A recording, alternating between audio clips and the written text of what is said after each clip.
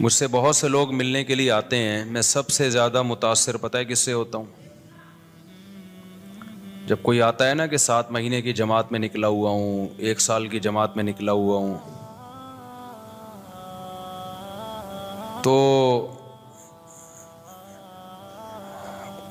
دل باغ باغ ہو جاتا ہے، جس کو کہتے ہیں گارڈن گارڈن ہو جاتا ہے۔ آج کل اردو میں تو آج کل ہو نہیں رہا نا، جو بھی ہو رہا ہے انگلش میں ہی ہو رہا ہے، تو ان کو دیکھ کے دل گارڈن گارڈن ہو جاتا ہے۔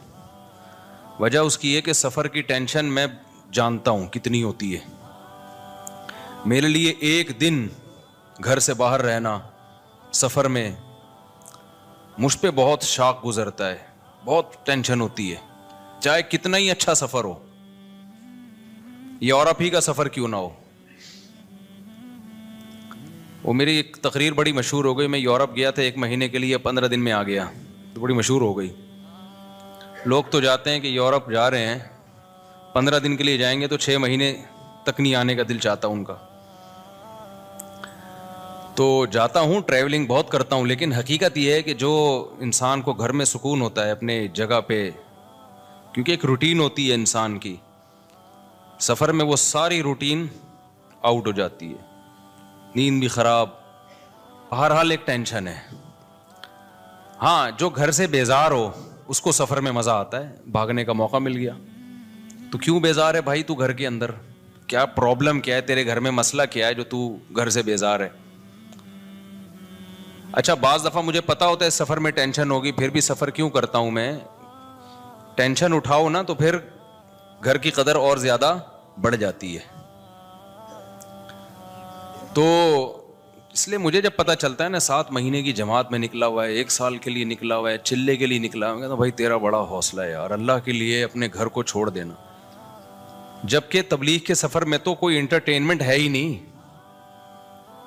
انٹرٹینمنٹ لیس سفر، وہی 6 نمبر سننے، اللہ سے ہونے کا یقین، علماء کا اکرام، علم و ذکر، یہی سننا ہے نا انہوں نے، اور نماز پڑھنی ہے، دعوت دینی ہے۔ دعوت میں بھی کوئی لچھے دار تقریریں نہیں ہے کہ بعض خطیب ایسی تقریریں کرتے ہیں آدمی کہتا ہے کرتا رہے بھائی تو۔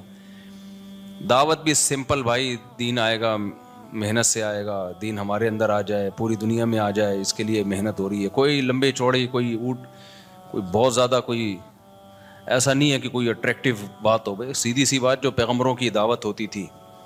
نوح علیہ السلام نے کہا نا ربی انی دعوت قومی لیلا و نہارا۔ نوح علیہ السلام جب دعوت دیتے تھے کوئی بہت ٹیکنیکل تقریریں نہیں ہوتی تھیں، پیغمبروں کی دعوتیں آپ قرآن میں دیکھو بہت سادہ تھیں۔ مصیبت یہ ہے کہ اس سادہ چیز کو چھوڑ کر ہم زیادہ پیچیدگیوں میں پڑ گئے ہیں۔ میں جو کئی ہفتوں سے بیان میں ایک لفظ ریپیٹ کر رہا ہوں نا، قرآن کی جو بیسک دعوتیں ہیں وہ تو 4-5 دعوے ہیں قرآن کے۔ توحید ہے، آخرت ہے، رسالت ہے۔ رسالت کا کیا مطلب؟ توحید کا مطلب جو تبلیغ والے بتا دیتے ہیں آسان لفظوں میں، ایک تو توحید جو علماء ایکسپلین کرتے ہیں وہ تو ایک مدرسوں میں کہ ما فوق الاسباب اختیارات، یہ سمجھنا کہ اللہ کے سوا کسی اور کے پاس ہیں تو یہ شرک ہے۔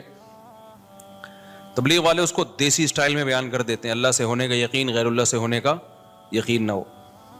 ختم نبوت کا عقیدہ علماء جب بیان کریں گے تو تھوڑا علمی انداز سے، تبلیغ والے کیسے بیان کریں گے ختم نبوت؟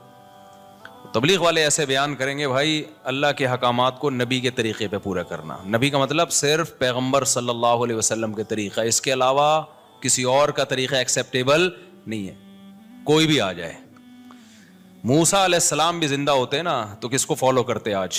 محمد صلی اللہ علیہ وسلم کو۔ تو یہ ختم نبوت کا عقیدہ آ گیا اس میں۔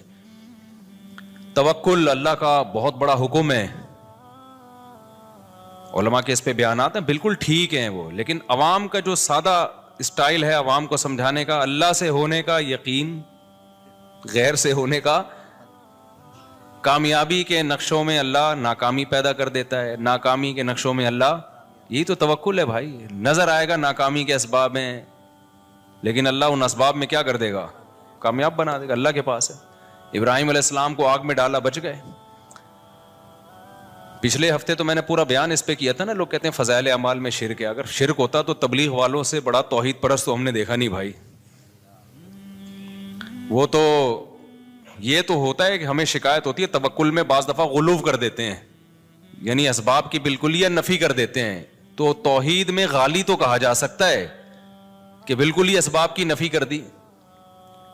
بعض لوگ ایسا کر رہے ہوتے ہیں کہ کچھ کرنا ہی, دکان پہ تالا ہی نہیں ڈالنا اللہ پہ. ہمارے ایک دوست تھے تبلیغ میں وقت لگا کر آئے, مسالہ زیادہ لگ گیا. جیسے وہ جونپور کے قاضی بن جاتے ہیں نا بعض لوگ, مسالہ زیادہ لگ گیا تھا نا, جونپور کا قاضی بن گیا تھا ایک آدمی, تو ان کو مسالہ زیادہ لگ گیا. اب ہمارے استاذ ایک عالم بیٹھے ہوئے ان کے پاس, وہ کہنے لگے کہ حضرت اللہ سے ہوتا ہے, اللہ کے علاوہ سے نہیں ہوتا.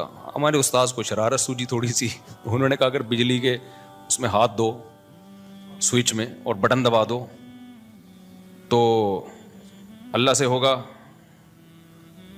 کیا ہوگا پھر؟ یعنی انہوں نے کہا یعنی مرو گے کہ نہیں مرو گے؟ انہوں نے کہا اگر اللہ چاہے گا تو مریں گے, اللہ نہیں چاہے گا تو نہیں مریں گے. بات بالکل صحیح ہے. انہوں نے کہا اچھا کسی میں اللہ پہ بہت زیادہ توکل ہو تو وہ ساکٹ میں ہاتھ ڈال کے بٹن دبا سکتا ہے؟ انہوں نے کہا جب اللہ پہ بہت زیادہ توکل ہو جائے نا کسی کا تو وہ بجلی کے ننگے تار کو بھی پکڑے گا, اس کو کرنٹ نہیں لگے گا. ہمارے استاذ نے کہا بھائی یہ کیا کر رہا ہے بھائی تو ابھی مسالہ زیادہ لگ گیا ہے کیا؟ جتنا بھی توکل ہو اللہ پہ, جب بجلی کی ننگی تار کو پکڑیں گے نا تو مریں گے. خوب سمجھ لیں, ایسا نہ ہو آپ کا ایمان بہت بن گیا, اب آپ نے کھمبے سے گلے لگا رہے ہیں جا کے, کیونکہ مجھے اب اللہ پہ یقین آ گیا ہے کہ اللہ سے ہوتا ہے, اللہ کے غیر سے نہیں ہوتا, لہذا بجلی کے کھمبے سے میں چپک کے بھی کھڑا ہوں. کیونکہ کراچی میں برسات کے موسم میں بجلی کے کھمبے کے اگر آپ قریب گئے تو کھمبا آگے بڑھ کے گلے لگائے گا آپ کو, چاہے آپ کا سال لگا ہوا ہو چاہے چلے پابندی سے لگ رہے ہو. کھمبا نہیں دیکھتا کہ اس کا سال لگا ہوا ہے یا اس میں توکل ہے یا نہیں ہے. اچھا ماشاء اللہ ماشاء اللہ. تو ہمارے استاذ نے کہا توکل کا یہ مفہوم نہیں ہے. تو انہوں نے کہا وہ جو تھا کہ وہ زہر کا پیالہ پی لیا, ان خالد ابن ولید کا ایک واقعہ مشہور ہے نا, وہ فلاں نے یہ کرامت. تو انہوں نے کہا بھائی وہ تو ایک اللہ کی طرف سے بعض دفعہ کسی ولی کے دل میں الہام ہو جاتا ہے, یہ تو قرآن سے بھی ثابت ہے. اس الہام اتنا یقینی ہوتا ہے کہ اس ولی اللہ کو پتا ہوتا ہے میں یہ کام کر لوں گا تو مجھے نقصان نہیں ہوگا. تو اگر ایسا الہام کسی کو ہو گیا اور اس کو یقین ہو گیا تو پھر وہ اللہ پہ توکل پہ کر لیتا ہے. لیکن نارملی اس کا توکل سے تعلق ہی نہیں ہے. جیسے ایسے واقعات ہیں نا, کڑھائی میں ہاتھ ڈال دیا, تو ایسے واقعات ہوتے رہے ہیں, کچھ نہیں جلے. تو یہ اس کی اجازت نہیں ہے کہ آپ کا اللہ پہ بہت توکل ہے تو آپ نے پتہ چلا جی کڑھائی میں ہاتھ ڈال دیا کہ مجھے چونکہ اللہ سے ہونے کا یقین ہے لہذا میں ہاتھ ڈالوں گا کڑھائی میں. تو نہیں, جتنا بھی اللہ سے ہونے کا یقین ہو کڑھائی جلائے گی آپ کو.